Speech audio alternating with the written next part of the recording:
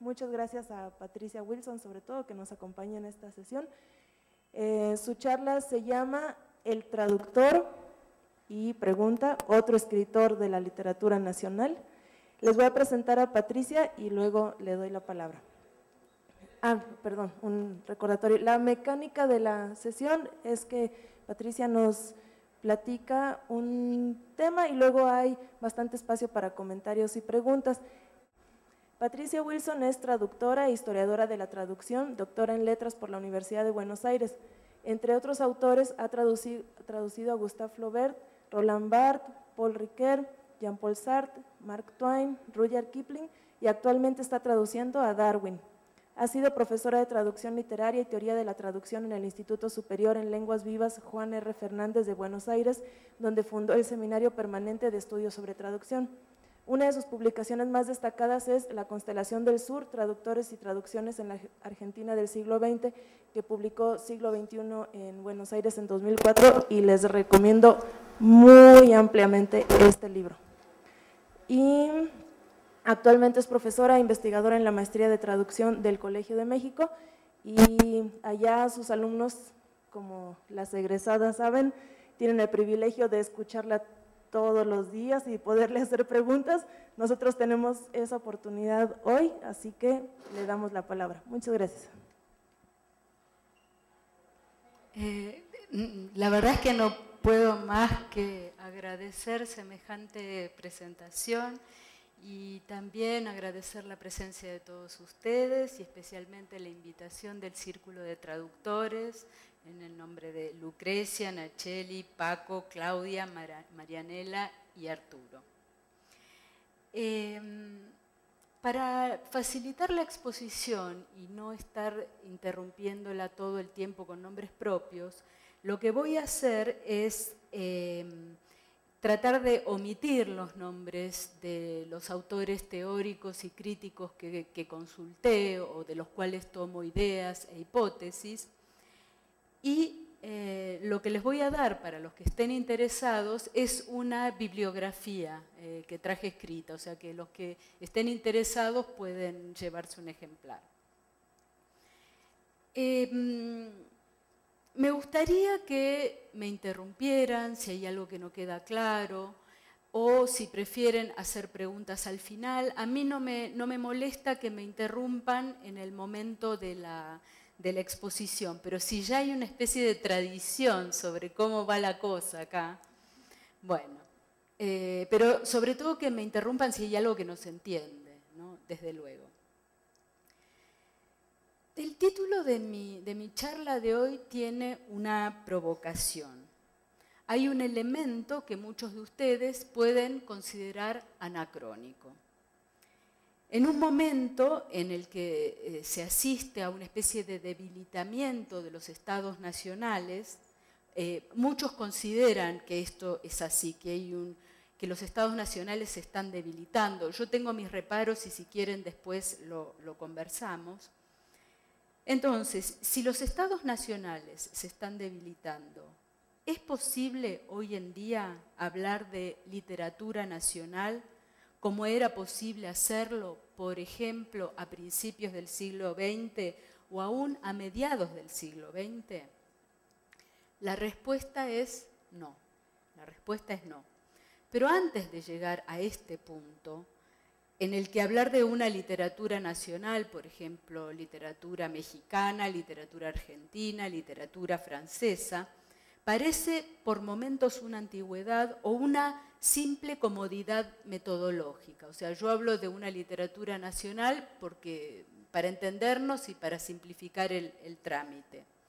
Lo que sí quiero hacer es un breve recorrido por la idea de contexto de circulación de las traducciones. Es decir, ¿en qué contexto se leen las traducciones? ¿En qué contexto las traducciones llenan funciones? ¿Cuáles son esas funciones? Todas estas preguntas están limitadas sobre todo al ámbito literario y están aplicadas al periodo que podríamos llamar preglobalizado. Ustedes van a ver que las fechas que yo voy a referir en mi exposición corresponden a ese periodo. La última creo que es de hace unos 45 años. Durante mucho tiempo se vincularon las traducciones primordialmente con la tradición literaria de partida. Es decir, las traducciones estaban en lugar de una obra que había sido producida en un contexto, en una tradición literaria foránea o extranjera. Esto suele ocurrir, no digo que siempre, pero suele ocurrir en los cursos de literatura extranjera basados en traducciones. Los estudiantes, por ejemplo, leen a Dickens en español e inmediatamente ese texto se pone en relación con, por ejemplo, la Revolución Industrial en Inglaterra. Casi nunca se piensa cómo impactó ese Dickens traducido en la cultura mexicana o argentina o en la cultura donde está teniendo lugar ese curso de literatura extranjera. Si se piensa con detenimiento este hecho, el uso indistinto y sin reflexionar en la traducción de textos traducidos en los cursos de literatura extranjera, contribuye a que pensemos la traducción como una enunciación no problemática, no conflictiva, casi transparente, como si el traductor no hubiera tenido que hacer ninguna transacción léxica, sintáctica, pragmática, ideológica, etcétera, para hacer su traducción. Yo les voy a contar una anécdota de mis años de universidad en Buenos Aires, en la Facultad de Filosofía y Letras. Estábamos estudiando La muerte de Iván Ilich. Texto ruso en traducción, por supuesto, texto de Tolstoy. El análisis de la profesora se basaba, era un análisis muy, ¿cómo les podría decir?, sugestivo e interesante. Se basaba en la idea de que en el momento en que la enfermedad de Iván Ilich recrudece, o sea, se agrava, el tiempo de la narración pasa de ser pretérito perfecto a ser pretérito imperfecto. Es decir, antes Iván Ilich se levantaba, tomaba los medicamentos, saludaba a su esposa, volvía a la cama, recibía, no sé, el saludo de sus amigos, etc. Y hay un momento en que ese pretérito pasa a ser Iván Ilich se levantaba, tenía tales dolores, o sea que lo que manifiesta es una especie de duración, de alargamiento, de falta de puntualidad y de definición en la acción. Estábamos en ese análisis, todos muy enganchados, cuando alguien levanta la mano y dice: en mi traducción todos son pretéritos perfectos. O sea, que de alguna manera, lo que se había pasado extraordinariamente por alto era que había habido un traductor en el medio, entre ese Iván Ilich de Tolstoy y el Iván Ilich Buenos Aires 1980, que había optado por una elección de tipo morfosintáctico. Yo le pregunté a Daniel cómo era la cuestión de los tiempos verbales en ruso, porque otra cosa que uno podría pensar en la línea de un poco paranoide es que quizás esa traducción no estaba hecha directamente del ruso, sino a través del inglés, por ejemplo, ¿no? Pero bueno, en ese momento yo no tenía las antenas tan paradas con respecto a estos hechos, pero se los menciono para que vean que, ¿cómo les podría decir? Que hay, primero, una opacidad de la traducción y, en segundo lugar, hay una escritura de la traducción en determinadas coordenadas que no son las coordenadas espaciotemporales del texto fuente u original. Entonces, para refutar esta idea, la idea de que las traducciones forman parte de la literatura de partida, permítanme citar a Borges. Ya sé, dirán, Otra vez Borges. A mí también me cansa, así que estamos a mano. Lo que sucede es que muchas veces cuando se cita a Borges, lo habrán visto la semana pasada, por ejemplo, lo que suele citarse es los textos más olímpicos, más esencialistas de Borges. Ningún problema tan consustancial con las letras y su modesto misterio como el que plantea una traducción. Bueno, o el borrador H9, etc.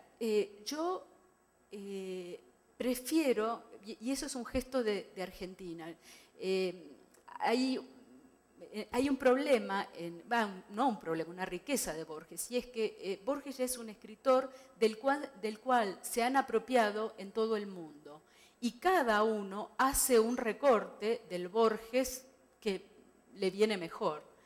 En general, lo que se rescata es el Borges filosófico, el Borges universal, si se puede decir, en desmedro de otro más localista, más argentino, si es que puedo usar este adjetivo después de lo que estoy tratando de refutar por momentos en esta conferencia.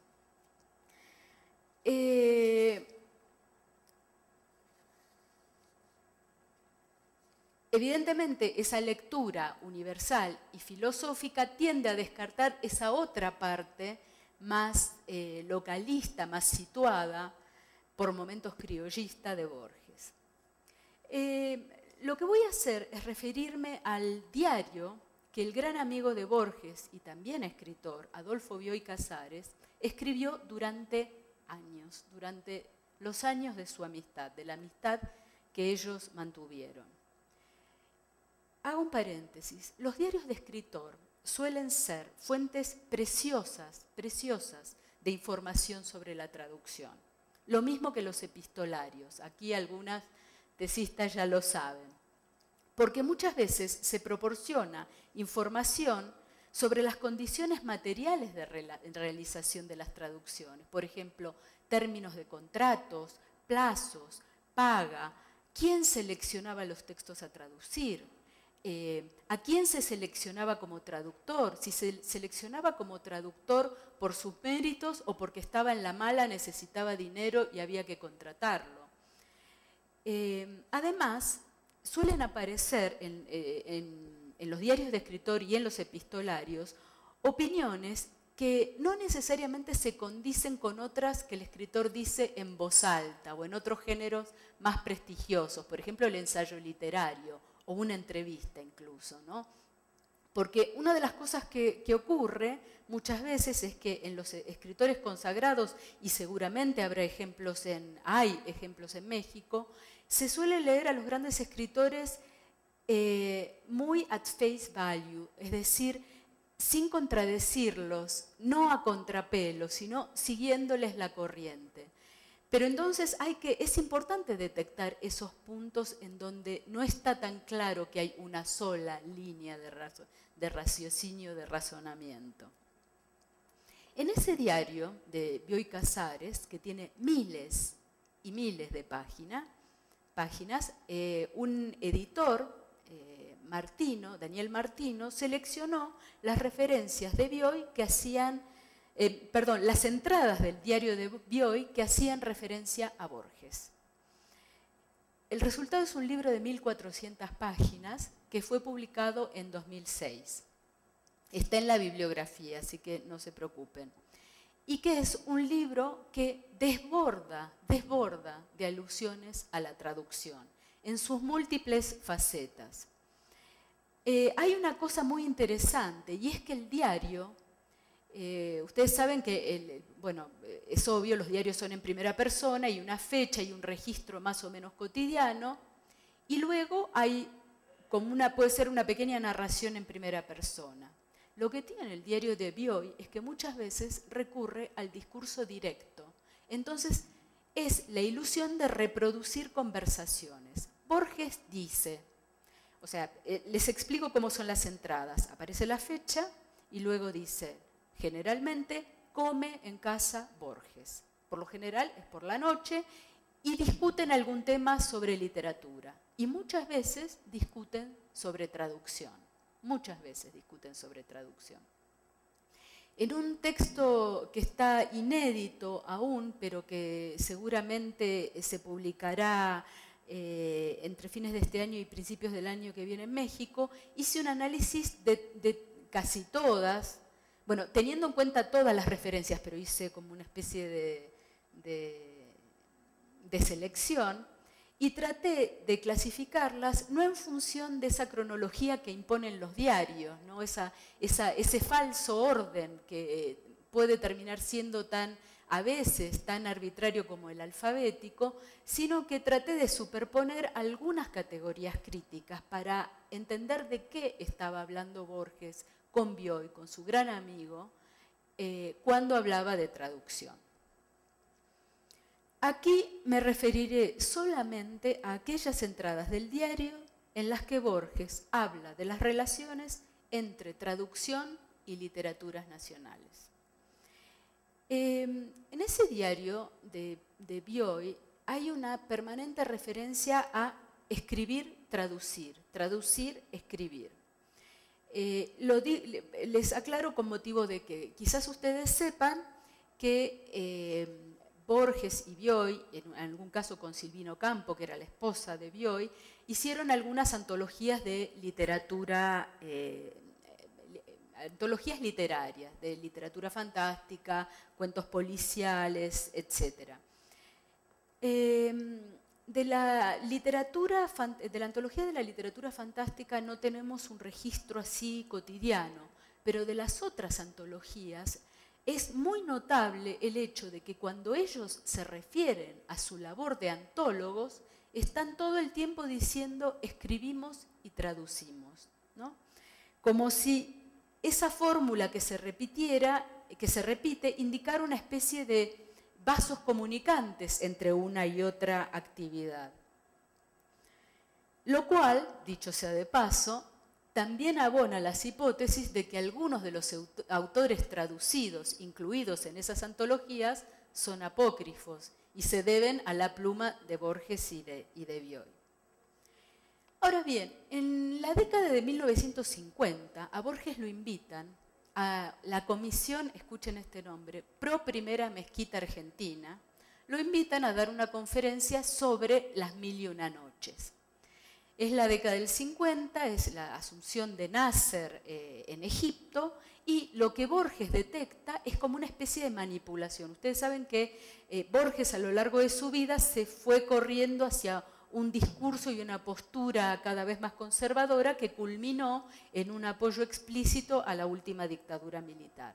Pues en ese momento, obviamente, él no podía sino relacionar a Nasser con Perón como otra forma de gobierno populista para él, y al sentirse manipulado, lo que dijo es que las 1001 noches no son importantes para los árabes, son importantes para las literaturas occidentales, son importantes gracias a las versiones de Galland, de Burton, de Butler, de Chapman, de Pope. Y entonces, una de las cosas que él dice es lo siguiente: para los árabes, las 1001 noches no son una obra importante, lo son para las literaturas occidentales. La referencia que él hace es en honor a Galland, a Lane, a Burton, o sea, a los traductores ingleses y franceses del texto. Dicho de otro modo, él no lee las 1001 noches en el contexto árabe, en absoluto. Las lee en el contexto de circulación que tuvieron en Europa. En esta misma línea de pensamiento, en el año 1957, Borges planea un curso de literatura inglesa en la Cultural Inglesa de Buenos Aires, y dice que va a empezar con las traducciones inglesas de Homero. O sea que es interesante porque es la misma línea de pensamiento. Él sitúa las traducciones de las 1001 noches en las tradiciones nacionales de la literatura francesa, en el caso de Galland. Creo que mezclé los traductores, borgesianamente, mezclé los traductores de Homero con los traductores de las 1001 noches, pero creo que eso a él no le hubiera molestado.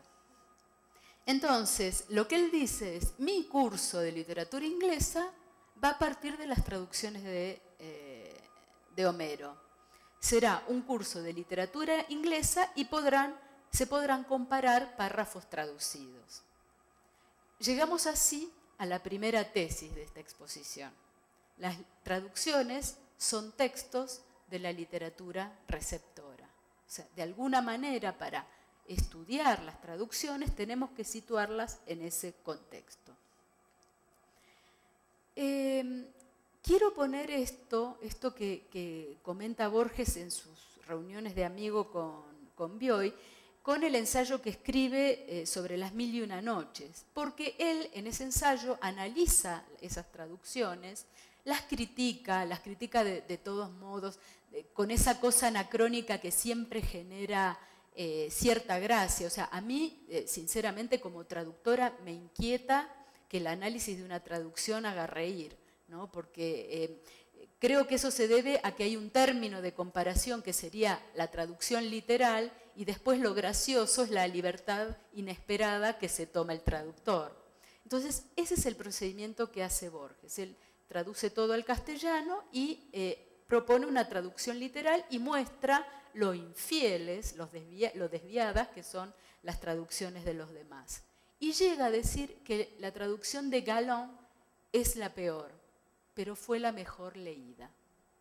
Entonces, segunda tesis, las traducciones son importantes por su circulación en la cultura receptora, con independencia de las relaciones que esa traducción mantiene con el original.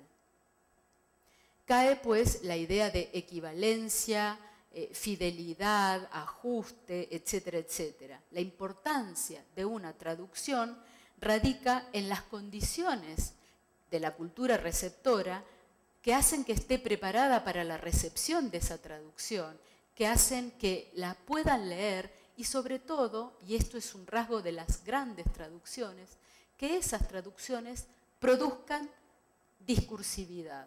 Hay traducciones que ya no se sabe si son buenas o malas en términos de relaciones con el texto fuente, pero han producido una gran discursividad para oponerse a ellas o para fundamentarlas y acompañarlas. Seguramente ustedes tienen muchísimos ejemplos en la cultura mexicana. Yo doy dos ejemplos de la cultura argentina. Una es la traducción de la última página del Ulises de Joyce que hizo Borges. Otras son los cuentos completos de Poe traducidos por Cortázar. Y, por supuesto, hay otros ejemplos, yo qué sé, Baudelaire, traductor de Poe, por ejemplo, ¿no? Horacio Quiroga, traductor de Maupassant, etc., ¿no? O sea que hay traducciones que no son inmunes a la crítica porque han tenido una función importantísima en esa cultura receptora. Otra de las preguntas que nos propusimos responder al comienzo de esta charla es, ¿recuerdan cuáles son esas funciones? Yo decía, ¿en qué contexto las traducciones llenan funciones y cuáles son? Vuelvo a una cita del diario de Bioy. En 1968 nos cuenta Bioy en su diario que Borges dice algo central en este sentido. Aún prescindiendo, escuchen bien, aún prescindiendo de sus textos argentinos, nuestra antología de la literatura fantástica es una de las obras capitales de la literatura argentina. O sea, que evidentemente él está situado ahí. Y Bioy agrega muy sagazmente, y de una manera que tiene que ver con cómo él se aproximó a las letras. Si quieren después me preguntan y lo discutimos. También a mí me parecen importantes las traducciones que publicamos en El Séptimo Círculo, que era una colección de literatura policial hecha sobre todo de literatura traducida, aunque había algunos pocos autores argentinos, y que se empieza a publicar en los 10 años del peronismo, entre 1945 y 1955. Dice Bioy que son importantes porque contribuyeron a enseñar, a inventar y a contar argumentos. Fíjense, es una función que tiene que ver con la introducción de la literatura policial de tipo de enigma en Argentina, con una tópica, con un género, con un modo escriturario que tiende a la perfección de los argumentos, etc. Aquí se ve la práctica de la traducción, entonces, como práctica de diseminación de géneros, de tópicos, de modos de representación ficcional a través de fronteras lingüísticas. Y se enfatiza la idea de que para estar, esto es importante creo yo, para estar plenamente disponible en un espacio cultural, un texto extranjero debe ser legible en la lengua de ese espacio cultural. ¿Puedo tomar agua? No. Bueno, pero yo sigo. Como ven, tampoco es simplemente porque siento que se me está secando, parece que terminó la temporada de lluvias y se me seca la garganta.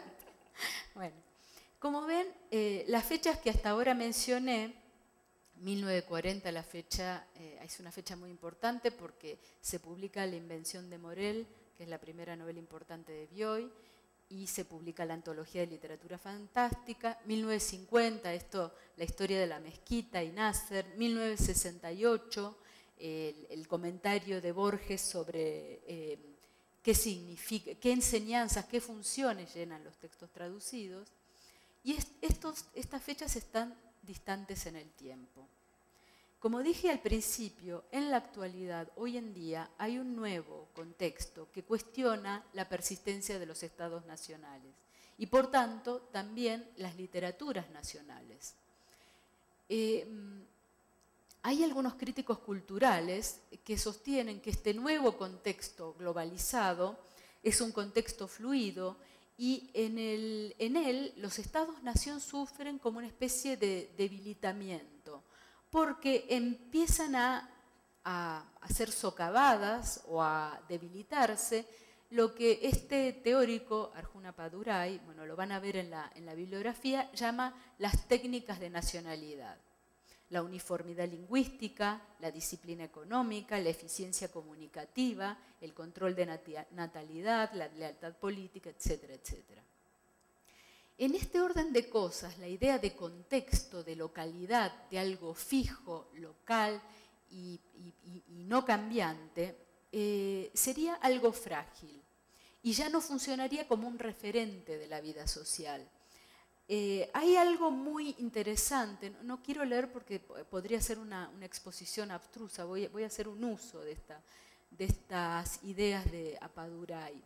Él lo que dice es que en vez de pensar en landscape, ¿no? Landscape como paisaje, él crea una serie de neologismos que son ethnoscape, esperen, voy a leer porque... technoscapes, mediascapes, financescapes, ideascapes, etc., como en los que aparece el sufijo scape junto con prefijos que nos hacen olvidar la idea de espacio. Entonces, lo que él dice es que estos no son verdaderos contextos, porque son contextos fluidos. Y, por ejemplo, cuando aborda el ethnoscapes, lo entiende, y esto es cita, como paisaje de personas que constituyen el cambiante mundo en que vivimos. Turistas, inmigrantes, refugiados, exiliados, trabajadores itinerantes y otros grupos e individuos móviles. Ya en esta definición lo que se advierte es que hay como una especie de fusión entre lo que, digamos, doxalmente, como de cosa de sentido común, llamaríamos el agente y su contexto, ¿no? O sea, hay como una especie de fusión de esas dos instancias y según esta perspectiva ya no habría un marco fijo contra el cual se recorta algo móvil. Todo es fluido e irregular en un mundo, dice Appadurai, desterritorializado, diaspórico y transnacional.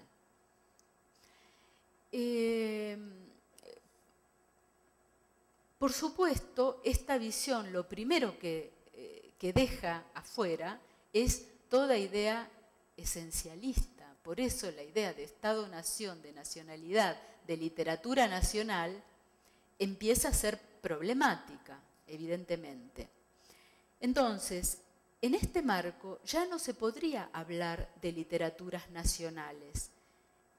Tampoco podría hablarse de literatura comparada, porque las literaturas comparadas también presuponen, de algún modo, las literaturas nacionales o las tradiciones lingüísticas que entran en contacto. La literatura comparada exige al menos dos términos de comparación.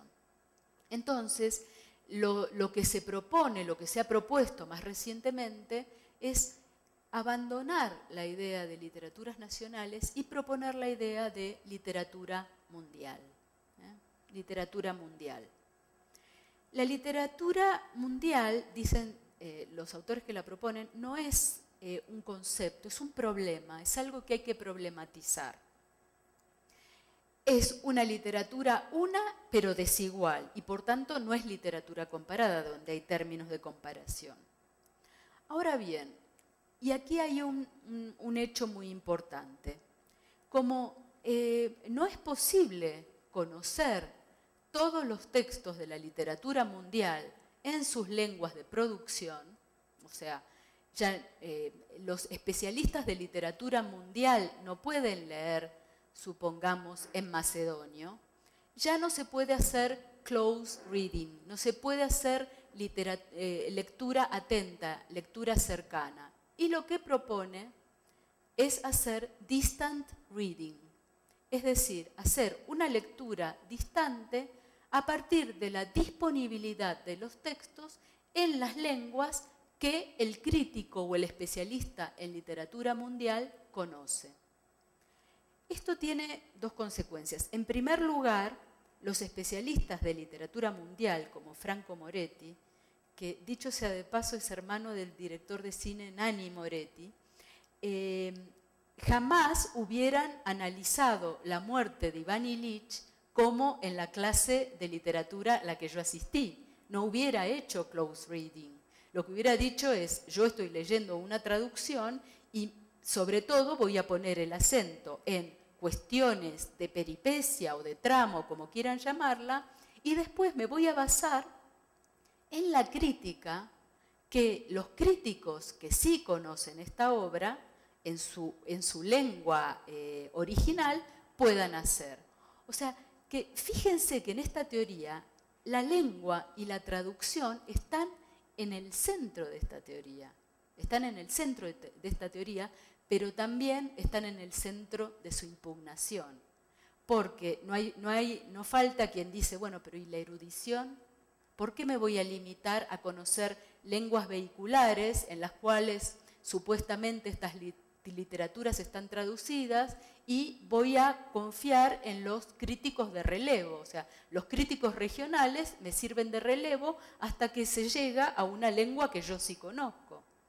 Entonces, de alguna manera lo que le critican entre otras muchas cosas que no se toca tanto con la traducción, lo que se critica es la idea de dejar de pensar la posibilidad de la erudición, dejar de pensar la idea de close reading y tener como una especie de pereza intelectual y confiar en esos críticos de relevo que nos informarían sobre esas obras.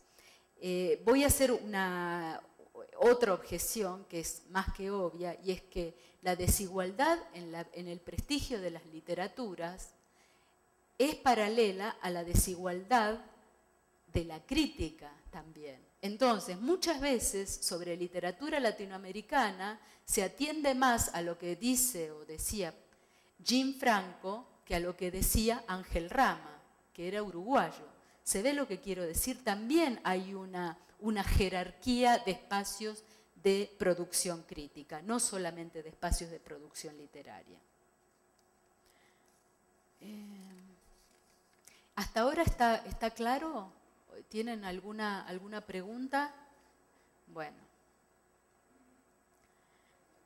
En la bibliografía les doy un texto en el cual, desde la literatura latinoamericana, se objeta la idea de literatura mundial. porque lo que se dice es que en general lo que se postula como más mundial es lo más restrictivo y expulsor, ¿no? O sea, en general las agendas de lo mundial, de lo universal, están dictadas por los campos culturales más prestigiosos y de más poder.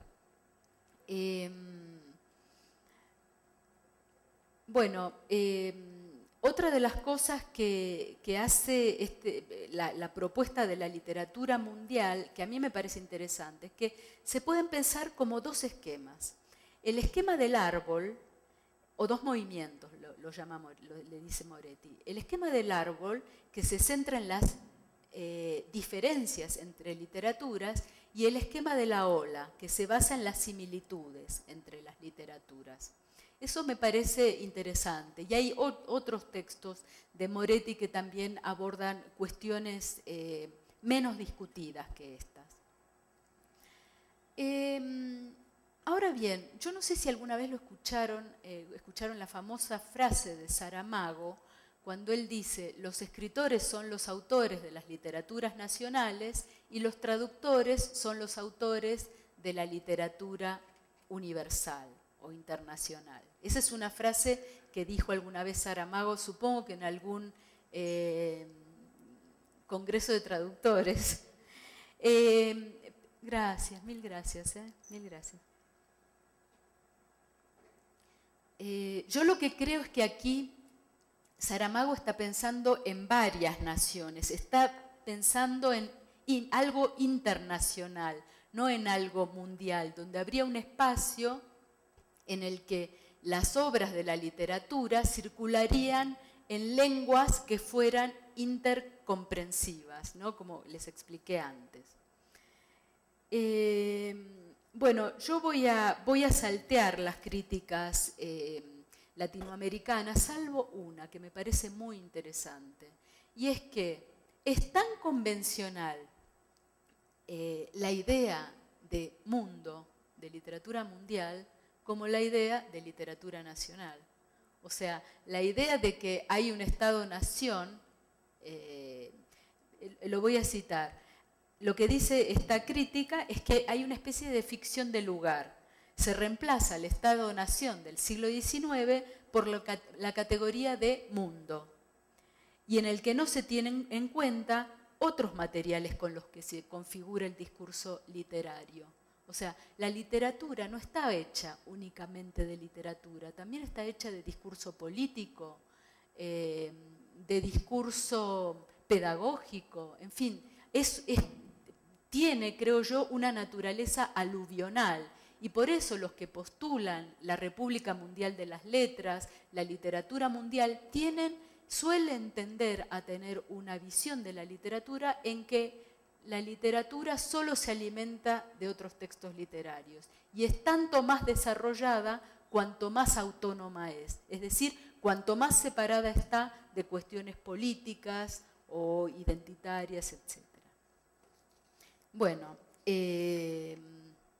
no voy a abundar, después si tienen alguna pregunta la retomamos, y lo que sí me resulta interesante es pensar el ámbito hispanohablante, porque es de por sí transnacional. Es decir, nosotros tenemos una misma lengua y múltiples variantes dialectales. Cubre varios estados-nación y, por tanto, varias literaturas nacionales. De todas maneras, sabemos, y esto también es una de las críticas que se pueden pensar, es que por una lógica de vasos comunicantes en la industria del libro, la circulación de los libros se hace a través de esas fronteras dialectales, ¿no? O sea, muchas veces las editoriales imprimen en China, o sea, la deslocalización está a la orden del día. Me pongo nerviosa cuando pienso en el llamado outsourcing y ese tipo de cosas. Y por tanto, la distribución suele franquear esas barreras dialectales y no prohija o no facilita la producción de traducciones en el seno de esas variantes dialectales, ¿no? como si hubiera una traducción mexicana de Proust, una argentina, una colombiana y así siguiendo. Luego de estas reflexiones, que pretendían discutir el contexto de las traducciones, queda otra reflexión pendiente, que es la de discutir qué tipo de escritor es el traductor, ¿no? Recuerden el título de la conferencia, el traductor, otro escritor de la literatura nacional. Yo creo que todos aceptamos más o menos unánimemente, porque hacer lo contrario sería de mal gusto, casi, que el traductor es un escritor y es un intelectual, ¿no? Sobre todo en el caso de traductores de textos literarios y de humanidades, etc.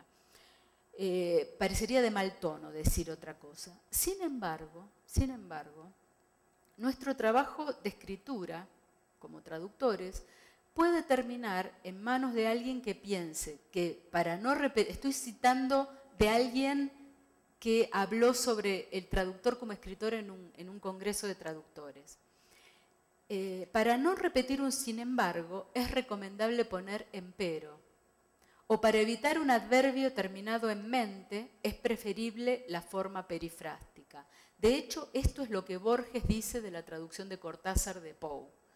Dice, Cortázar no entiende que los adverbios terminados en mente son muy pesados y en inglés no lo son tanto para la misma terminación, ¿no? Entonces, fíjense que ahí hay como una cosa que pone, o sea, por un lado Borges piensa que las traducciones son parte de la literatura nacional, pero de algún modo en sus críticas, en las críticas entre amigos, entre cuates, ¿no?, que hace con Bioy, aparece eso, pero los adverbios terminados en mente, ¿cómo se le ocurren?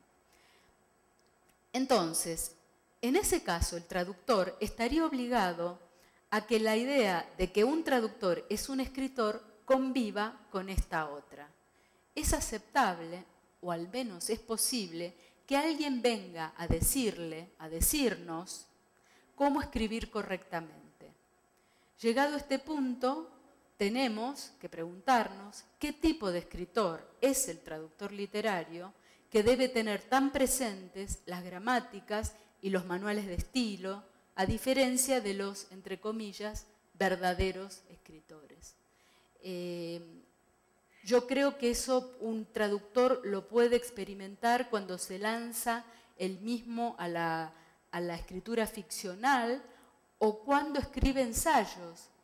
Y uno dice, oh, ¿qué me importa? Acá la norma yo escribo. Hay una diferencia de actitud respecto de la norma. De allí que muchas veces se ha dicho que las traducciones son como instantáneas del estado de una lengua, en el sentido del uso y de la norma de esa lengua en un momento determinado. O sea, el traductor reproduce como una especie de fotografía del estado de la lengua. De allí que también se diga que las traducciones envejecen. Entonces, a mí no me parece que el traductor no sea un escritor, pero sí me interesaría discutir con ustedes, puesto que estaba en el título de la conferencia, qué tipo de escritor es, ¿no? ¿Qué tipo de escritor es? Bueno, era hasta aquí lo que quería decirles y no sé si esto va a dar para alguna pregunta. Ok. ¿Alguien tiene una pregunta, un comentario?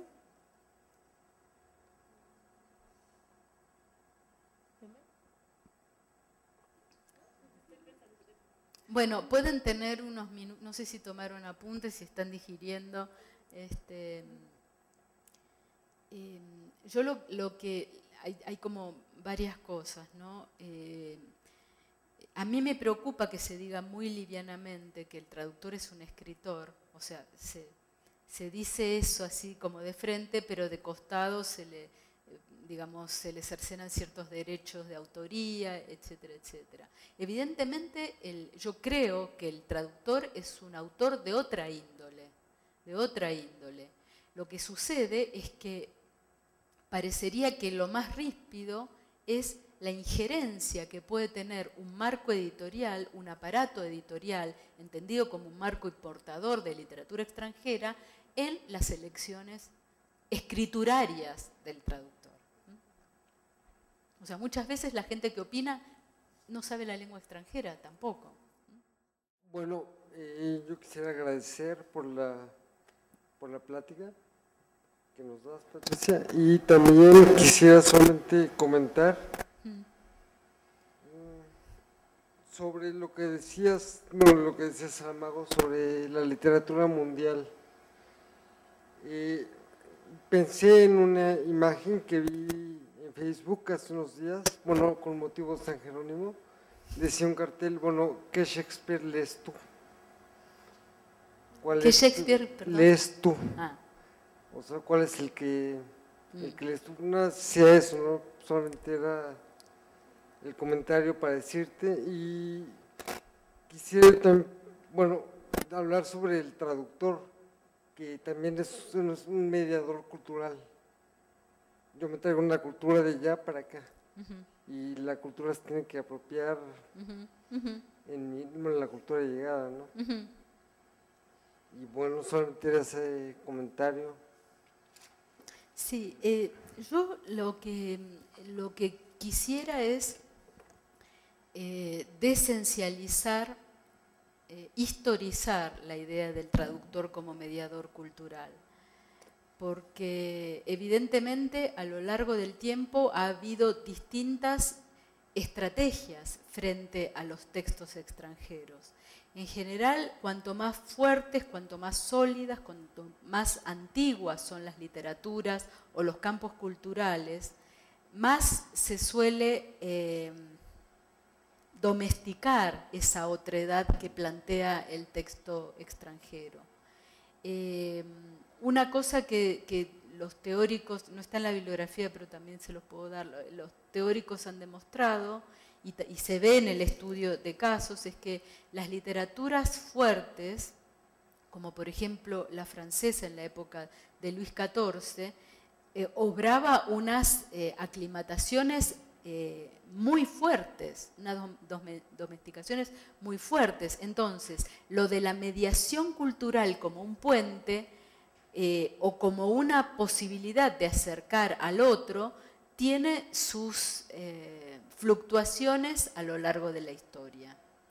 Eso sin duda. No se puede pensar que hayan sido siempre estrategias de respeto al otro, ni tampoco estrategias de domesticación de las referencias culturales y lingüísticas, etc. O sea, me parece que además no solamente hay que tener en cuenta el momento en que se está analizando la traducción, sino también en qué espacio cultural. Y esto se vincula mucho con la censura, ¿no?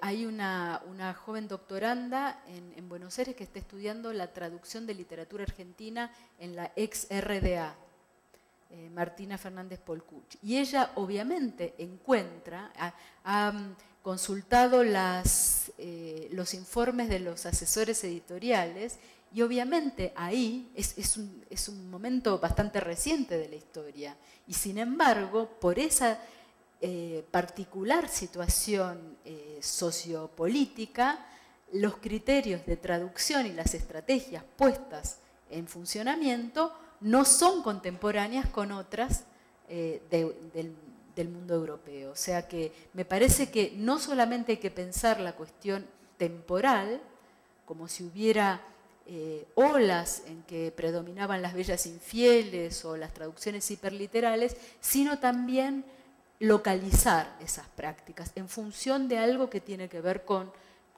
procesos sociopolíticos, evidentemente.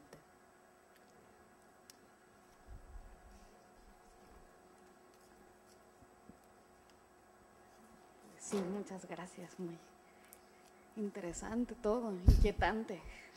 A mí la pregunta también que me surge ahora es si las traducciones canónicas que conocemos nosotros, por lo menos en español, de algunas obras, se fijan en la cultura a lo largo del tiempo, justo por algo que atraviesa, no sé, la idea, justamente, no sé, más bien es, ¿por qué se fijaría una traducción? Yo creo que hay varios factores. Además, obviamente, está el tiempo de la eternidad. Evidentemente hay traducciones que ahora son grandes traducciones y están fijadas y se perderán, ¿no? También, si llevamos el historicismo. Pero lo que yo creo es que hay varios factores que inciden. Uno de ellos es que sea primera traducción de ese texto en una lengua vernácula, ¿no? Por ejemplo, siempre se cita la traducción de Lutero al alemán, por ejemplo. Cuando mencioné la de Borges, es la primera traducción al español de Joyce. O sea, y además, o sea, primeras traducciones, pero también el hecho de quién es el traductor. El traductor es alguien identificable en la historia de esa cultura. Entonces, hay una especie de conjunción que suma también, según lo vimos antes, el hecho de que esas traducciones han sido bien leídas, el hecho de que han tenido muchos lectores o exégetas. Por ejemplo, yo siempre digo que la traducción de esa única página de Borges es como el huesito de Joyce, la reliquia de Joyce que circula en el Río de la Plata, ¿no? Y me parece que eso contribuye, tiene como un doble efecto. Por una parte, contribuye a su perennidad, porque trasciende las generaciones y es reproducida, y por otro lado, la vuelve como inmune a cierto tipo de crítica. Ya no es posible, felizmente, decir está mal o bien traducido. Tiene como otro valor, hay que acercarse desde otro lado, que es de alguna manera el acercamiento que a mí me gustaría que se hiciera con todas las traducciones, hasta la que se hizo ayer, si fuera posible, ¿no? O sea, tener una distancia que permita salir de la impas del discurso normativo y de la sanción del traductor. Lo que sucede es que, evidentemente, más allá de la sanción, siempre hay un juicio de valor. O sea, esto también entra dentro del cuadro. Si el traductor es un autor, si también es un escritor, también le vale el juicio de valor sobre su propia traducción, ¿no es cierto? O sea, cuando uno hace crítica literaria, yo creo que la crítica literaria, además de una parte descriptiva, tiene que tener un juicio de valor. Y me parece que sería oportuno abrir a ese juicio de valor a las traducciones también. Pero no la pequeñez motamo, o sea, palabra, no, porque eso es, no hay traducción que salga indemne, no hay cómo salir indemne de esa mirada, ¿no? Que es la mirada como de la sospecha, ¿no? De decir, a ver acá.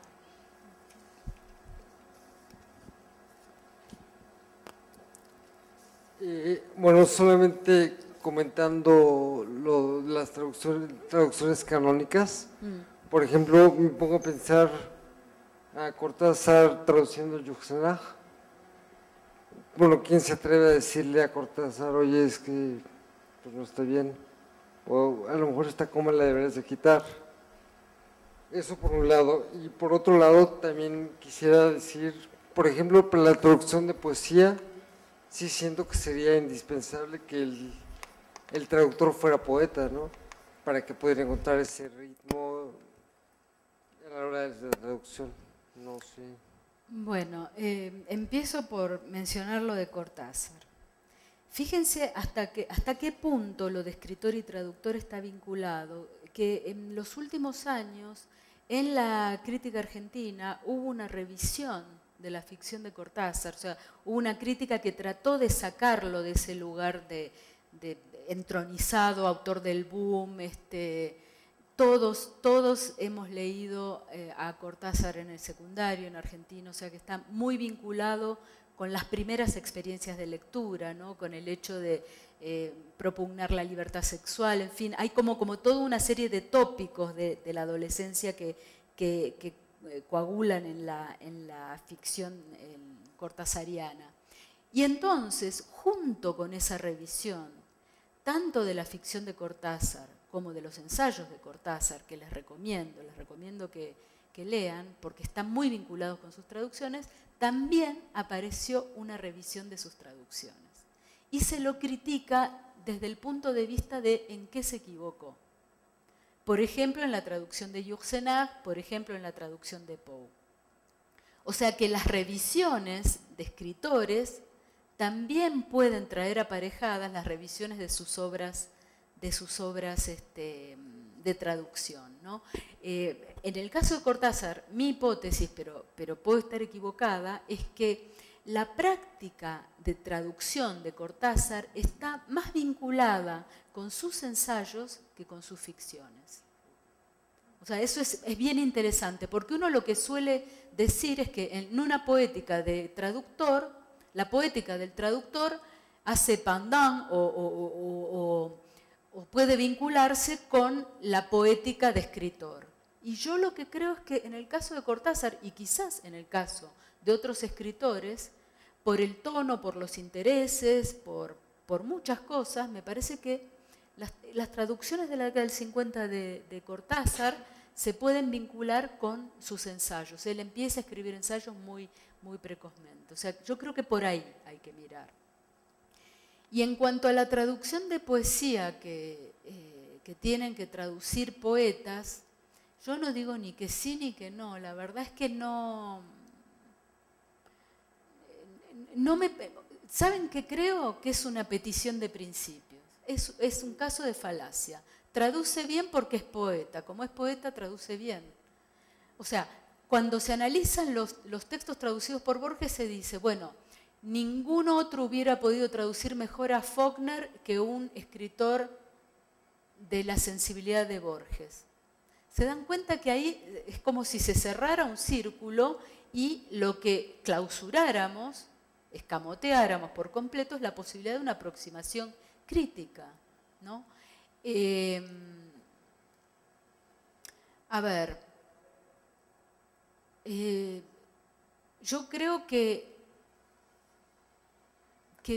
esa relación de necesariedad me parece como muy simplista, de alguna manera, pero me gustaría que ustedes me dijeran si han pensado algo al respecto o qué opinan al respecto. Si siempre miran, cuando ven un poema traducido, si siempre miran que el traductor sea un poeta o no. Y además hay otra cosa. Por ejemplo, pensemos Chateaubriand. ¿Hay prosa más armada melódicamente, con una figura melódica que esa, donde hay que escuchar, y otros escritores también, hay que escuchar la melodía de esa prosa?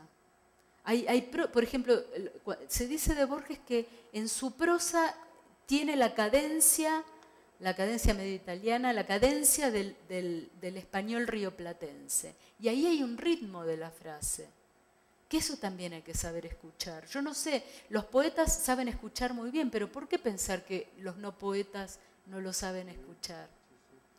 ¿No? No sé qué opinan ustedes al respecto. Yo creo que es una de las formas de restringir la posibilidad de que los no poetas traduzcan poesía, o algo peor todavía, algo peor, que es que te digan, se nota que no es poeta. Entonces que eso predisponga una determinada evaluación de esas traducciones, ¿no? Creo, pero por supuesto me gustaría que ustedes también opinaran al respecto. Sobre esta pregunta, sí me parece que todo lo que tendría que ver con una generalidad es problemático. Realmente sí habría que, sobre todo que habría que ver que cualquier poeta puede traducir, o un traductor que no es poeta, bueno, puede traducir poesía, o un traductor que no es poeta no puede traducir poesía. Planteado en esa generalidad, me parece que no hay manera de, creo que es en el caso por caso, que eso se podría contestar, ¿no? Habría que ver uno por uno, y por qué sí, Claro. por qué no, y efectivamente si se pone de antemano la generalidad, entonces se señalará no solamente, vamos a decir, una crítica de la traducción, sino ya hay la respuesta, claro, eso se debió a que Claro. el escritor, bueno, el traductor no es poeta, y bueno, se sesga totalmente entonces la lectura de la traducción, por ahí me parece. Yo tengo otra, no sé si logra hacer ya una pregunta, es algo que me ronda desde el encuentro que acaba de haber, pero no es algo totalmente acabado, y tiene que ver con eso de que el traductor es también un autor. Primero, va como en dos sentidos. Primero, como si fuera tan claro que es un autor. Pienso en eso en el texto de Foucault, que se llama ¿Qué es un autor? Entonces, cuando se plantea la relación traductor-autor para hacer una equivalencia, o más allá de, más que una equivalencia, una absoluta similitud, digamos, ¿desde dónde? Es decir, creo que me queda claro que hay una parte que es legal del asunto, es decir, la idea de los derechos de autores, por ejemplo, ¿no? Que fue toda una pregunta, de hecho hubo un taller sobre esto. Bueno, si el traductor en un país es considerado como un autor, bueno, inmediatamente tiene los mismos derechos en principio que un autor, y no está tan claro, no es muy fácil, hay muchos convenios y todo donde se trata de esto, pero a nivel legal, se veía en México, por ejemplo, aunque decían que sí era un hecho, todavía no me queda a mí absolutamente claro. Entonces, no sé si haya varias vías que plantear sobre esa relación traductor-autor, no autor del otro, sino como autor, el traductor como autor, ¿en qué sentido que sería un autor? Y bueno, no va mucho más, o sea, es una pregunta no desarrollada todavía, pero va por ahí mi duda. Sí, yo te agradezco la mención de Foucault, porque evidentemente otra de las cosas que suele ocurrir es que hay como una especie de hiato, de brecha brutal e insalvable entre el aparato teórico que uno maneja y que analiza, y después el momento en que se analiza cómo está traducido determinado texto. Por supuesto, desde el postestructuralismo lo único que pensamos es, bueno, ahora ya no tanto, pero se puede pensar en la muerte del autor. ¿Se imaginan que si se postula la muerte del autor, imagínense el traductor, ¿no?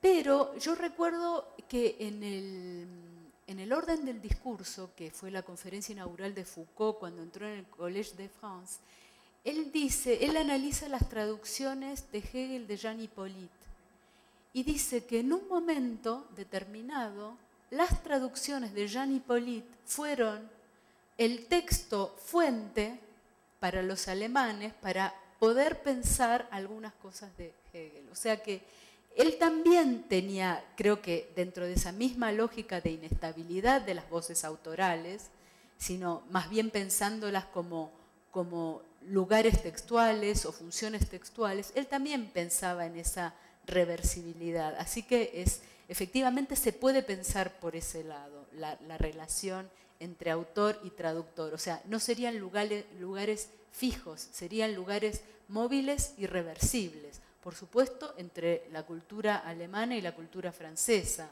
No sé si entre otras culturas no centrales o entre otras lenguas no centrales, eso Foucault lo habría dicho, no lo sé. Pero evidentemente es un problema que admite muchos acercamientos, ¿no? O sea, de alguna manera en el diario de de Bioy uno lo que ve es que Borges borra con el codo muchas de las teorías textuales que él había escrito en sus ensayos. O sea, que hay un punto en que el sostenimiento de todas las hipótesis y su bajada al texto no es tan fácil, porque hay toda una serie de mediaciones entre esas ideas teóricas y el análisis más lingüístico, más textual. Es todo un problema de las ciencias sociales, ¿no? ¿Cuál es la mediación entre la teoría y el texto, entre la vida y el texto, entre tantas cosas que son de órdenes disímiles por momentos, ¿no? No lo sé, la verdad es que sí, creo que habría que pensar. Hay un autor, creo que escocés, cuyo nombre no recuerdo, que dice que en cierto modo no hace falta. Es un texto escrito en la década del 90, o sea que quizás habría que revisar a ver qué está pasando ahora, ¿no? Con la propiedad intelectual y todo lo demás. Que él dice que en la década del 90 él decía, pero si el autor está muerto, ¿para qué ponerle un pie encima, ¿no? Pero bueno, yo creo que eso no ocurre en el plano de la editorial, de las editoriales, del mercado, etcétera, ¿no? No, es multifactorial, evidentemente.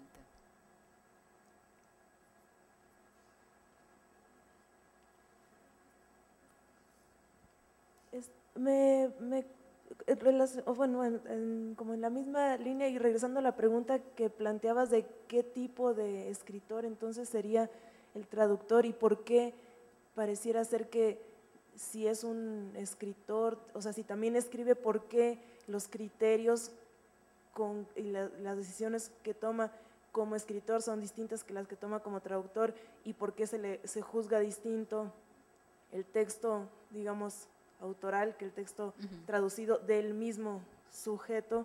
Tiene que ver con esta que Berman llama lo de la condición ancilar, es esta cuestión, o sea, ¿por qué se percibe esta situación distinta en el caso de hacer una escritura y en la otra?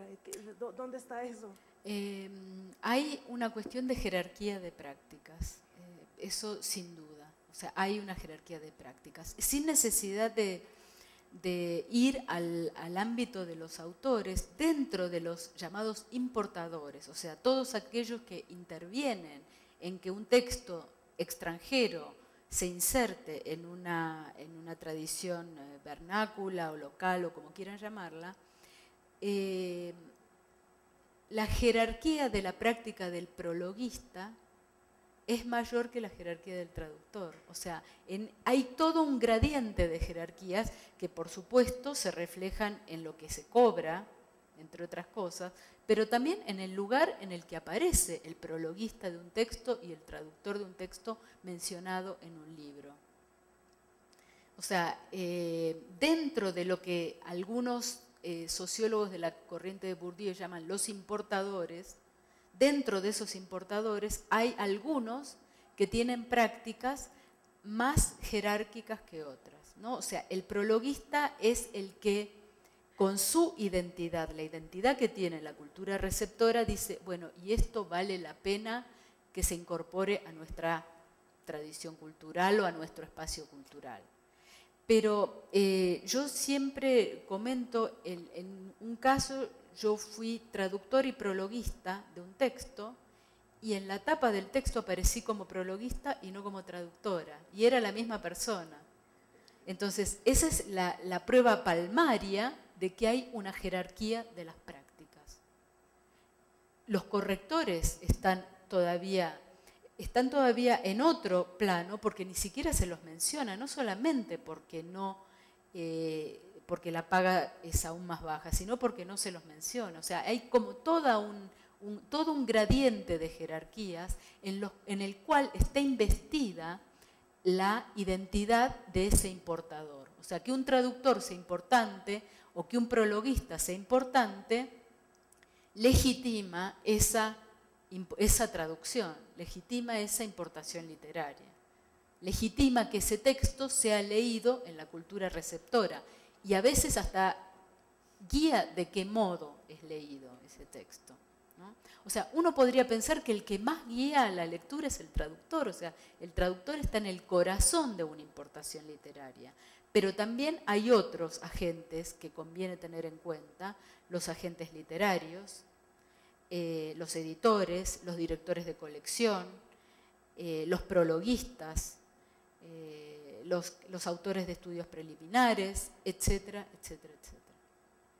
Sí, respecto justamente a qué tipo de escritor es el traductor, yo también, cuando mencionaste lo de Jean Hippolyte y la posibilidad de leer un texto nacional a través de una traducción, estaba pensando en la idea del traductor como crítico de texto, ¿no? Del texto que está traduciendo, como una de las funciones de escritor que tiene el traductor, ¿no? en un momento dado.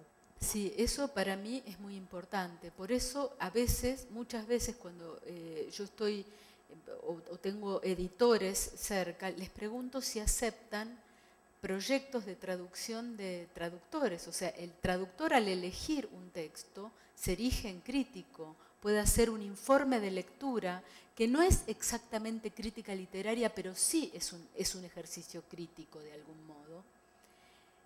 Lo que sucede es que aunque ustedes no lo crean, hay algunas editoriales que solo aceptan proyectos de traducción a través de agentes literarios. O sea, que si se ve como es, por eso yo lo que decía, creo que Senker el otro día, de la eliminación de los mediadores, a veces sí, a veces no. Yo creo que la figura del agente literario es un mediador más entre el escritor y el lector. O sea, escritor, agente literario, editor, traductor, corrector. ¿Se ve lo que quiero decir? Y además que el editor piense que el agente es el que le puede acercar un proyecto de traducción, deja de lado o aparta de esa posibilidad al traductor como crítico, ¿no? Yo creo que el traductor es muy importante, no es porque sea un plus de su tarea, pero es muy importante que pueda escribir un texto crítico sobre su traducción o sobre que pueda dar razones, que se anime a prólogos, a posfacios, a otros tipos de escritura, no que justifiquen la traducción, sino que lo pongan en la mira de que es un sujeto que tiene una mirada crítica sobre aquello que traduce. O sea, que no es un mero pasador, un mero lugar vacío donde le entra el texto en un idioma y él lo proyecta en otra lengua por el otro lado, ¿no? Yo lo había entendido un poco en otros, es decir, que el traductor pueda dar la crítica explícita del texto que está traduciendo, eso es una función, pero la idea que yo había entendido es que la traducción en sí, independientemente de si uno puede como reflexionar de forma un poco desde afuera sobre esto, en sí toda traducción es una crítica en la medida en que sesga forzosamente, que toma decisiones respecto a una cosa u otra, consciente o inconscientemente, en todo caso, y ahí sí sería mejor que fuera más consciente que inconsciente. No, eso desde luego. Pero digamos, sí que en sí, por eso es interesante que, o sea, el ejemplo de Hippolyte, ¿no? Bueno, de lo que pasó con Hippolyte, que debe haber pasado con otra. Sí, yo aquí remito a un texto de Berman que no es muy conocido, que es un texto publicado en la revista Poésie, donde él colaboró mucho, y es un texto donde él establece las diferencias entre crítica, traducción y comentario. Y él las distingue, o sea, son prácticas que evidentemente se relacionan con un texto previo, preexistente, pero en esa relación tiene peculiaridades. Él parte de Benjamin y de Blanchot justamente para establecer diferencias entre el comentario a la manera de la escuela commentaire de texte, ¿no? O sea, a la manera un poco de la escuela francesa, el comentario, la crítica y la traducción. Y pone a la traducción más del lado del comentario que de la crítica.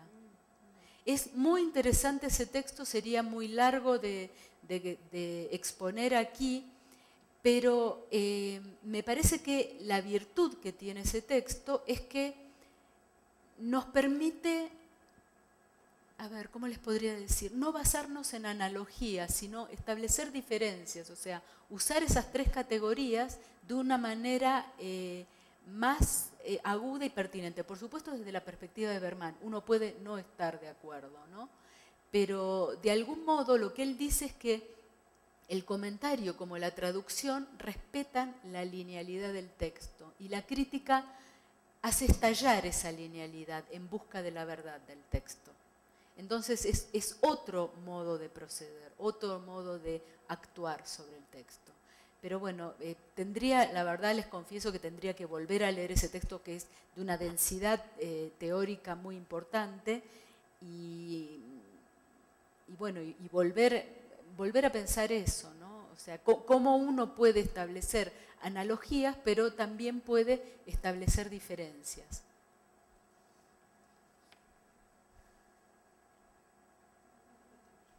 Sí. Bueno, yo he estado también sobre una idea, es una pregunta, a propósito de la importancia de la traducción más bien la recepción que pueda tener, ¿no? Y la vigencia y las funciones también que pueda cumplir la traducción. Bueno, y además en relación con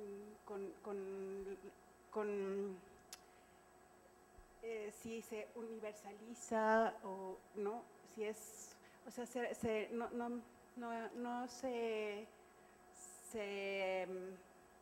divide, ¿no? O sea, por naciones o si no se universaliza, mundializa la traducción, ¿no? La importancia de la semiótica para poder uno como traductor, que una traducción pueda ser aceptada y vigente a través del tiempo, ¿no? ¿A través de fronteras lingüísticas? Lingüísticas, pero también que no muera la obra a través de la traducción, ¿no? Pero ahí la importancia del papel de la semiótica, ¿no? Ir usando no sé, recurso para de alguna manera que pueda recibirse, ¿no? Sí, no estoy segura de entender bien la pregunta. ¿Para que trascienda la obra o la traducción? Porque bueno, saben porque que hablan sí. perdón, bueno, después de, no sé, ¿no? O sea, X tiempo, mucho tiempo, puede morir el autor o la traducción o muchas traducciones. O sea, ¿qué importancia tiene ahí el recurso de la semiótica para irlo como no sé, contextualizando una traducción? Yo no, lo de la semiótica no lo veo en este caso. Por supuesto que ¿qué lo entendés? ¿Como una teoría del signo, una teoría peirciana? O sea, ¿cómo entendés lo de la semiótica? Porque mi perspectiva es más vale textual, cultural, histórico-crítica, pero puedo entender que haya otras perspectivas, como por ejemplo la semiótica. Una imagen que nos pueda, que sea significativa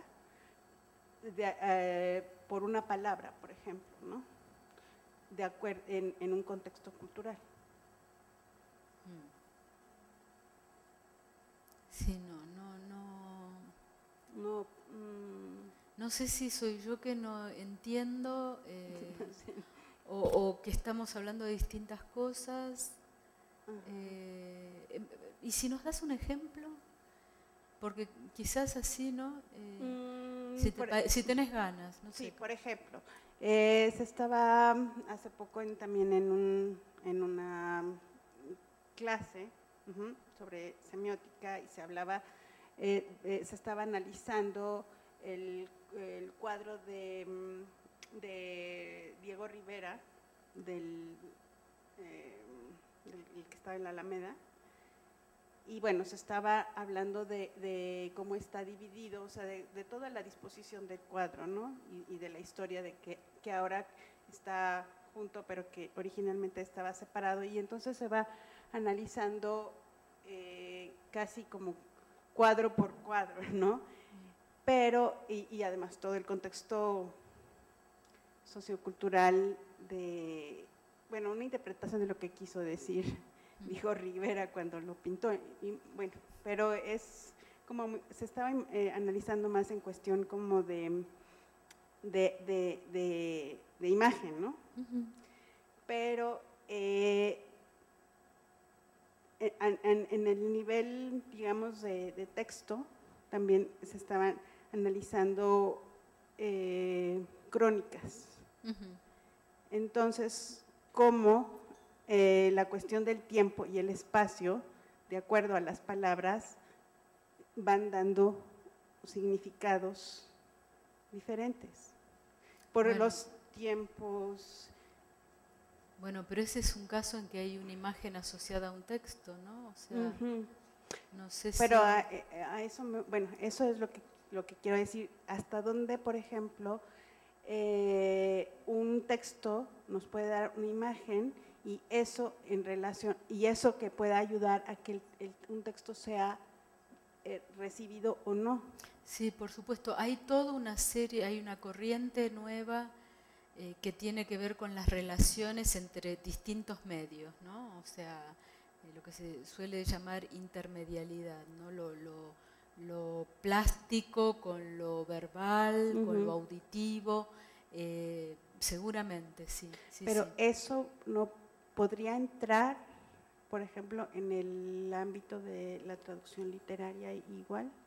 Bueno, les recomiendo un sitio, les recomiendo que consulten una revista que está en internet que se titula, tiene como nombre saltana.org, y ahí van a ver que hay puntos de relación entre artes plásticas y poesía, por ejemplo.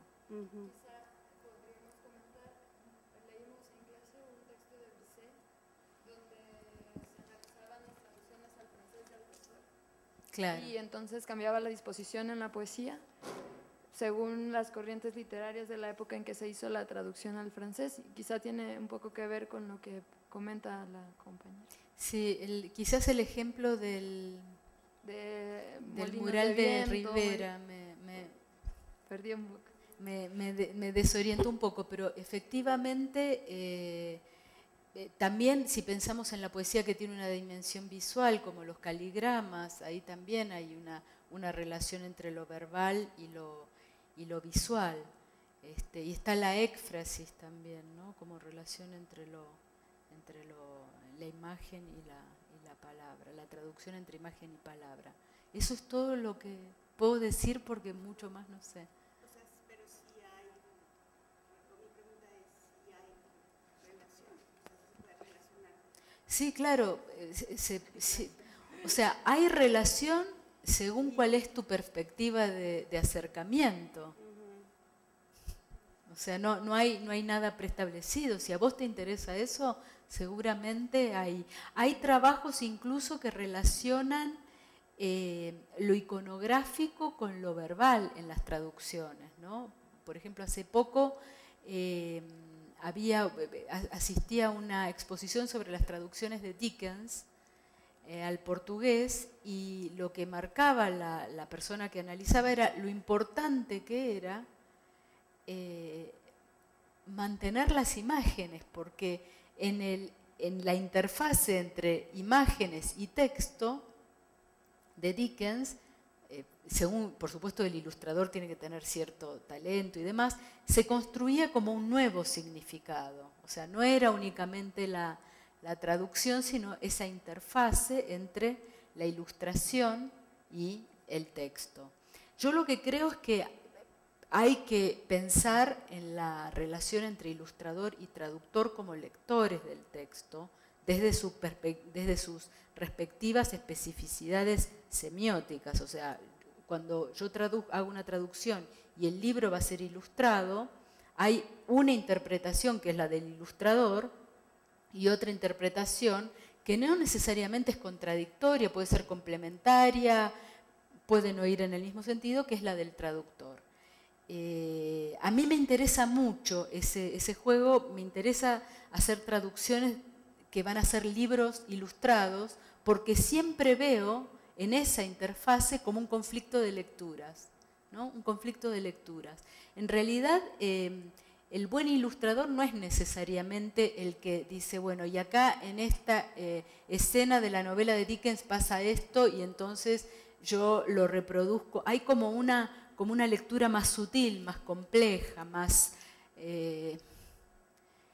menos obvia, ¿no? Y es muy interesante pensar en si el traductor es versus el ilustrador o el traductor es con el ilustrador o qué es lo que está pasando ahí. Hace poco me publicaron una traducción de un texto gótico, diríamos, de Ambrose Bierce. Y en la crítica lo que yo creo que se percibió es una visión más dark del ilustrador que la mía. Y entonces lo que se decía de mi traducción es que, bueno, la traducción de Patricia Wilson prodiga en A, O, que bueno, yo ponía signos de admiración, y que el ilustrador proponía una cosa aplastante, oscura, densa. Pero el asunto no es pensar que hay una lectura que es la verdadera, sino pensar primero cómo fue el proceso de traducción, si yo tuve acceso a las ilustraciones o no. De hecho, sí tuve acceso a las ilustraciones, pero eso no condicionó mi traducción, porque si no, hubiera pensado que lo verbal, hubiera pensado que una imagen vale más que 1000 palabras, y yo no estoy segura de eso. No lo sé, no lo sé. Así que si te sirve esto que te estoy diciendo, suponiendo que tenga que ver con lo que me preguntaste, pero creo que la interfase entre un ilustrador y un traductor es un tema absolutamente apasionante, absolutamente apasionante. A mí me ha tocado siempre ver las ilustraciones de los textos ilustrados que traduje. Pero no necesariamente me hicieron cambiar mis decisiones de traductora. Es más, en algunos de esos textos, y por cómo yo concebía ese texto, me parecía que la elección de la ilustración de tapa no era la más feliz, ¿no? Yo pensaba, esto es como la traducción de un título. Elegir la ilustración de tapa, yo no soy especialista en ilustración, se los digo como traductora, ¿eh? O sea, no tengo un saber, no he leído al respecto, simplemente traduje textos que finalmente fueron publicados como libros ilustrados. Y yo creo que así como a veces los traductores decimos, pero este título no fue el que yo decidí, no es el que a mí me parece que tendría que ir, creo que una ilustración de tapa también puede llenar esa función, desde la perspectiva del ilustrador. Quizá tengamos que ir terminando, pero me quedo pensando en las conexiones me imagino que todos estamos como así con todo lo que nos platicaste, pero también me quedo pensando en las conexiones hacia nuestra práctica concreta como traductores en el día a día, en la relación con los editores y con los otros personajes que están alrededor de cada uno de los textos en los que trabajamos. Y cómo quizá esto, o sea, todo lo que nos platicas no es solo una cuestión teórica abstracta, sino que sí es algo que puede alimentar nuestra práctica y nos ubica como, digamos, eso, como agentes culturales. Y quizá a veces hay como cierto prurito de decir estas cosas porque dices, es que se le va a subir a la cabeza y va a creer que es más que lo que es la traductora o algo así, ¿no? Pero creo que todos lo hemos vivido en los procesos de traducción, cuando te vas como metiendo en la hechura del libro y empiezas a desarrollar una cercanía con el editor y de pronto también hay contacto con el autor y de pronto resulta que también con el que va a hacer el prólogo y entonces se dan las pláticas y tal y resulta que todo mundo por la cercanía con este libro nuevo que se está armando tiene una intimidad y una cercanía y una serie de cosas que puede opinar y aportar y se va construyendo este objeto y a veces los mismos editores no se dan cuenta como de ese potencial que tienen ahí en el traductor, digamos, que es parte del equipo editorial. O sea, todo esto nos puede servir para llevarlo a nuestra práctica y entendernos en esos términos, como parte de un equipo editorial, cultural, importador, digamos, Por ¿no? supuesto, porque una cosa que nunca hay que olvidar es que nosotros en el ámbito editorial traducimos textos, pero también traducimos libros, o sea que ciertas cosas no son textos en el topos uranos, están sostenidos por una serie de prácticas sociales, culturales, económicas, etc. Y me parece que a veces en esa cadena un poco fordista, que es desde que se contrata la traducción hasta que te llega y después el corrector y todo lo demás, sería bueno que el traductor recibiera su texto post-corrección. Sería bueno que el traductor tuviera una voz definitiva o fuera el que decidiera esas elecciones, que fuera soberano, como alguna vez lo llamé, me parece que demasiado ambiciosamente en un artículo periodístico que dije que la soberanía del traductor se llamaba. Sería bueno, ¿no? Decir, porque el traductor pone el cuerpo ahí, pone el cuerpo, pone el nombre y por tanto es objeto de críticas, está inerme muchas veces. Entonces me parece que reivindicar la soberanía es también reivindicar ciertos riesgos y además vos decís algo que a mí me parece muy importante, ¿no? Que es la cuestión de tratar de entender la práctica del otro. O sea, en esa especie de constelación de agentes importadores es importante saber qué parte le toca al editor, al corrector, al agente literario, al autor cuando opine y está vivo, ¿no? Me parece que es importante y por eso desde ese lugar uno puede reclamar que entiendan la práctica del traductor.